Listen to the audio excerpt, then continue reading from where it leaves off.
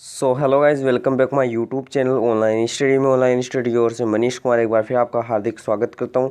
Friends, कल की class में मैंने आपको बता दिया था कि प्लान बी स्टार्ट हो चुका है। इसमें अपन काफ़ी मोस्ट इंपॉर्टेंट क्वेश्चन करेंगे। और कल का जो अपना टास्क था वो 15 प्लस क्वेश्चन का टास्क था, लेकिन आज का जो टास्क है वो 20 प्लस क्वेश्चन का टास्क है। और ये प्लान बी का प्रैक्टिस सेट 2 है, जिसमें काफ़ी मोस्ट इंपॉर्टेंट क्वेश्चन है। तो पहला क्वेश्चन देखिए क्या है। फटाफट क्वेश्चन को कंप्लीट करेंगे और पर्सनल डिस्कस बाद में करेंगे। 74.5 ग्राम धातु क्लोराइड में 35.5 ग्राम क्लोरीन उपस्थित है, तो धातु का तुल्यांक भार। तो इसका फॉर्मूला क्या होता है, पहले ये देखो। EW इक्वल होता है परमाणु भार इक्वल संयोजकता वैलेंसी लिख सकते हैं। तो इसका फॉर्मूला हो जाएगा 39/35.5 इंटू 35.5। इस प्रकार ये हो जाएगा, ये इससे कट जाएगा, 39 का राइट आंसर हो जाएगा। देखो, परमाणु भार इसका 39 आ चुका है और इसका जो है वैलेंसी है 35.5 आ जाएगी। तो इस प्रकार इसका जो करेक्ट आंसर क्या हो जाएगा, इसका करेक्ट आंसर हो जाएगा 39। करेक्ट आंसर हो जाएगा 39, इसका करेक्ट आंसर हो जाएगा। क्या होगा, इसका करेक्ट आंसर 39 हो जाएगा। तो ये क्वेश्चन न्यूमेरिकल टाइप क्वेश्चन था, याद रखना इस क्वेश्चन को, काफ़ी मोस्ट इंपॉर्टेंट क्वेश्चन है। तो ये से क्वेश्चनों को आपको काफ़ी ज़्यादा याद रखना है, क्योंकि बार बार एग्जाम में पूछे जाते हैं और ऐसे क्वेश्चन में आपको कंफ्यूज नहीं होना है। तो याद रखेंगे नहीं रखेंगे।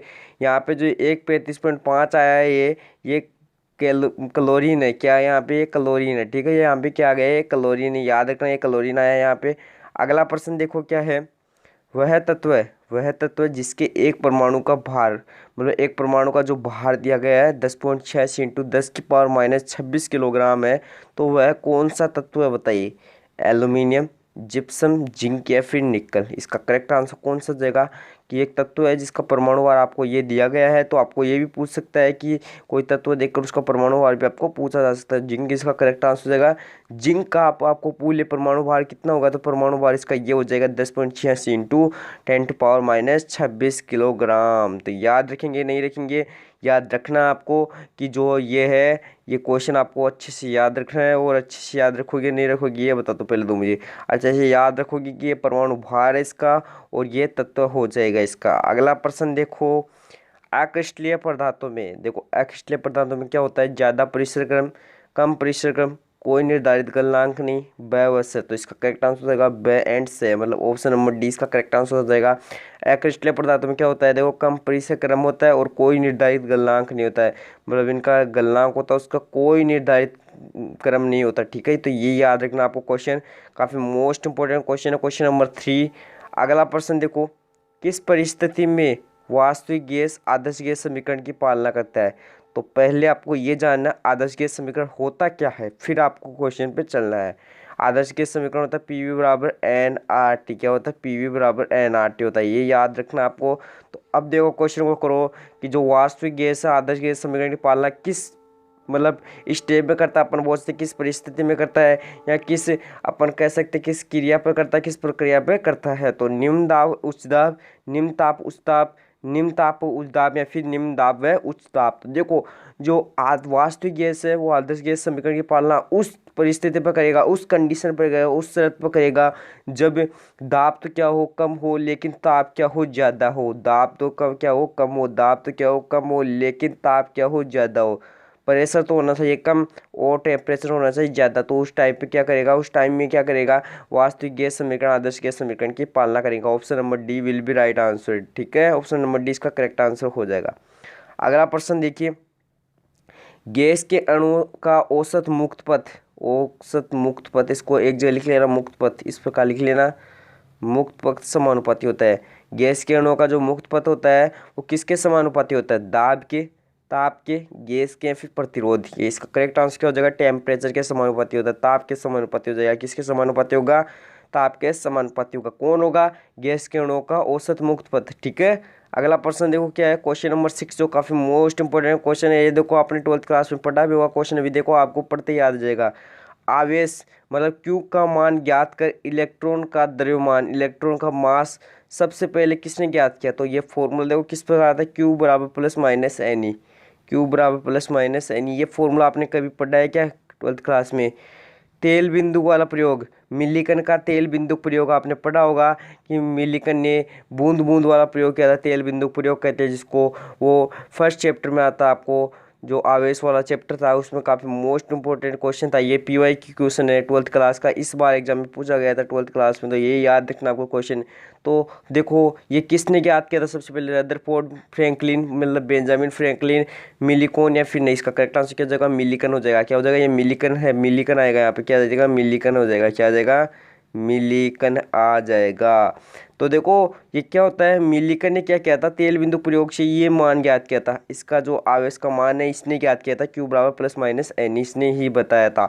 अब देखो यहाँ पे एन का मान तो क्या आ जाएगा, 0 से इनफाइनाइट ले सकते हैं कुछ भी, बट इलेक्ट्रॉन आपको दिया गएगा और आवेश का मान आपको पता है। तो या फिर इलेक्ट्रॉन का मान नहीं दिया गया है तो इलेक्ट्रॉन का मान आपको पूछ सकता है, तो इलेक्ट्रॉन का मान पूछेगा तो यहाँ से मान निकल जाएगा इजीली। ठीक है, अगला प्रश्न देखो, दो तत्वों की विद्युत ऋणताएं 1.1 व 3 है, तो इनके बीच में कौन सा बंधन होगा। देखो दो तत्वों की विद्युत ऋणताएं आपको क्रम से दी गई है, 1.1 और 3 दी गई, तो इनके बीच में बंधन आपको पूछा जाएगा तो बंधन हो जाएगा, इनके मध्य आयनिक बंधन हो जाएगा। कौन सा बंधन होगा, आयनिक बंधन होगा, याद रखना। मतलब दो विद्युत ऋणताएं दी गई, उनके मध्य आयनिक बंधन हो जाएगा। ये बंधन वाला क्वेश्चन एक जरूर पूछा जाएगा। क्वेश्चन नंबर 8 देखो, जो कि काफ़ी मोस्ट इंपॉर्टेंट क्वेश्चन है। एक रासायनिक अभिक्रिया के समय एक ऑक्सीकारक क्या करता है, इलेक्ट्रॉन दान करता है, इलेक्ट्रॉन प्राप्त करता है, इलेक्ट्रॉन दान करके प्राप्त करता है, प्रोटॉनों का दान करता है।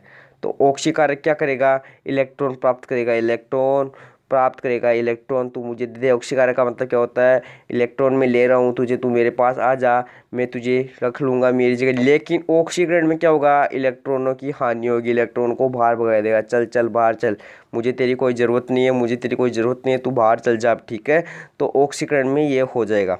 अगला प्रश्न देखो, निम्न में से कौन जल से अभिक्रिया करके CH4 देता है, कौन जल से अभिक्रिया करके CH4 देगा, aluminium carbide, carbon dioxide, methyl carbide या फिर मैग्नीशियम कार्बाइड। इसका ऑप्शन हो जाएगा A correct answer, aluminium carbide होता है। एल्यूमिनियम कार्बाइड क्या करेगा, जल से क्रिया करके CH4 देगा। एल्यूमिनियम कार्बाइड क्या होगा, जल से क्रिया करके CH4 देगा, जिसको क्या कहते हैं, मार्स गैस भी कहते हैं। कल मैंने क्वेश्चन पूछा था जिसका करेक्ट आंसर बताया था शेर सिंह ने। शेर सिंह कमेंट में मुझे करके बताया था राइट आंसर, मतलब कमेंट बॉक्स में टाइप किया था उसने, बच्चे का नाम है एक, तो उसमें कमेंट बॉक्स में टाइप आंसर किया था कि जो मार्स गैस है, जिसको दलदली गैस के नाम से भी जाना जाता है, इसका करेक्ट आंसर, इसको नाम मतलब इसका रासायनिक जो फॉर्मूला क्या हो जाएगा, CH4 हो जाएगा। क्वेश्चन नंबर 10 जो काफ़ी मोस्ट इंपॉर्टेंट है, डबल स्टार क्लिक करो। निम्न में से कौन सा खनिज एल्यूमिनियम नहीं है, बताइए, बॉक्साइट, क्रायोलाइट, कोरंडम और जिप्सम। तो देखो याद रखना, जो खनिज एल्यूमिनियम नहीं है ये पूछा जाए तो खनिज एल्यूमिनियम नहीं हो जाएगा, जिप्सम। बट आपको पूरे खनिज एल्यूमिनियम है यहाँ पे, ये नहीं हटा दे, तो कौन कौन से हो जाएंगे, बॉक्साइट हो जाएगा, क्रायोलाइट हो जाएगा और कोरंडम हो जाएगा। तीनों किसकी कैटेगरी में आते हैं, खनिज एल्यूमिनियम की कैटेगरी में आते हैं।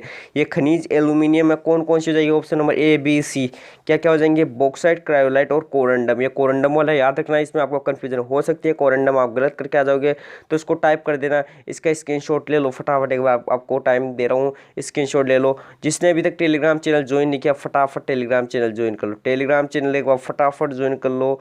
और जिसने अभी तक चैनल को सब्सक्राइब नहीं किया, वीडियो को लाइक नहीं किया, तो वीडियो को लाइक कर दो फटाफट, एक अच्छा सा कमेंट कर दो। जो क्वेश्चन मैं आपको दूंगा आज के लिए होमवर्क के 2 क्वेश्चन आपके लिए लाया हूं मैं, जो भी क्वेश्चन उनको आपको होमवर्क जरूर करना है।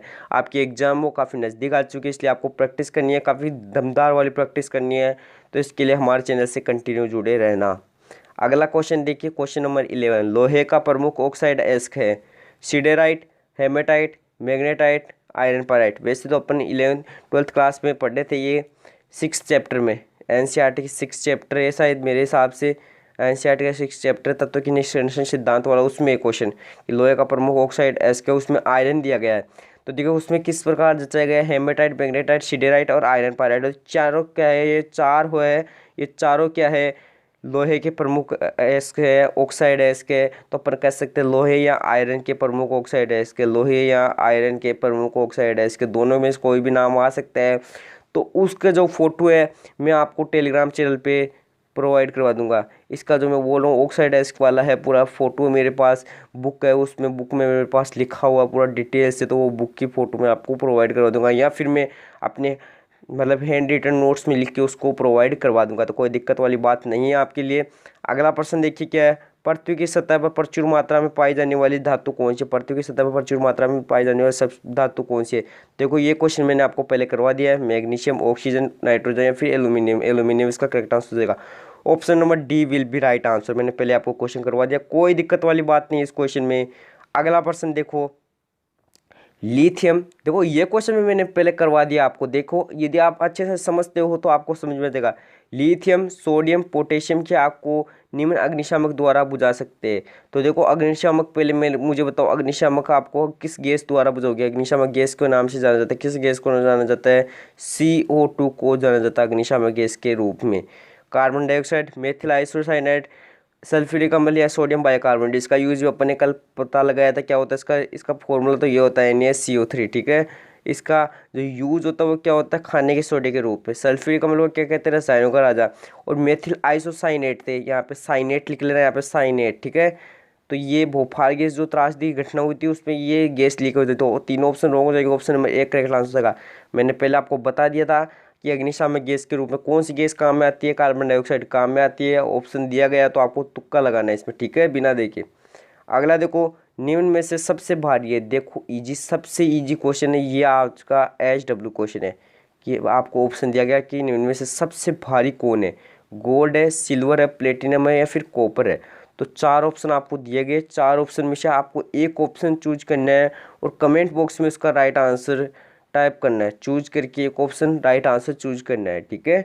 अगला देखो, ठोस, द्रव्य अथवा गैस द्रव्य में विसरण होते हैं। यहाँ पे विसरण है, क्या है विसरण? इस प्रकार, तो ये ठोस द्रव्य तथा गैस द्रव्य में विसरण होते हैं। विसरण के संबंध में निम्न में से कौन सा कथन सत्य है? गैसों में विसरण, यहाँ पे विसरण लिख लेना, विसरण की दर पाई जाती है, लेकिन ठोस तथा द्रव्य में विसरण की दर नहीं पाई जाती। देखते क्या बोल रहा है, ये तो बोल रहा है कि मतलब ठोस द्रव्य गैस में विसरण होता है, ये बोल रहा नहीं होता। ऑप्शन नंबर ए वैसे रॉन्ग हो जाएगा।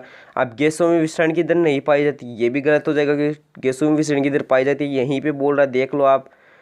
थर्ड देखो, गैसों की विसरण दर द्रव्य ठोसों की तुलना में ज़्यादा होती है। तो ये देखो ये थोड़ा मुझे सही लग रहा है। ऑप्शन नंबर 4 पढ़ते हैं, गैसों की विसरण दर द्रव्य या ठोस की तुलना में कम होती है। तो ऑप्शन नंबर 3 एंड 4 में देखेंगे अब कौन सा सही होगा। ये क्या बोल रहा है कि विसरण के संबंध में कौन सा कथन सत्य है?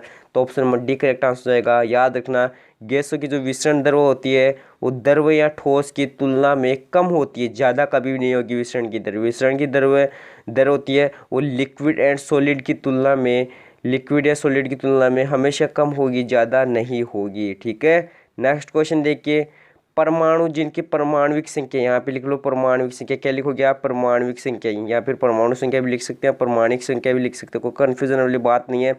परमाणु संख्या एक जैसी होती है, मतलब जेड का मान एक समान है, लेकिन परमाणु भार द्रव्यमान संख्या अलग अलग है। तो ये क्या कहलाएंगे? समबारिक, समस्थानिक, समन्यूट्रॉनिक या फिर सभी।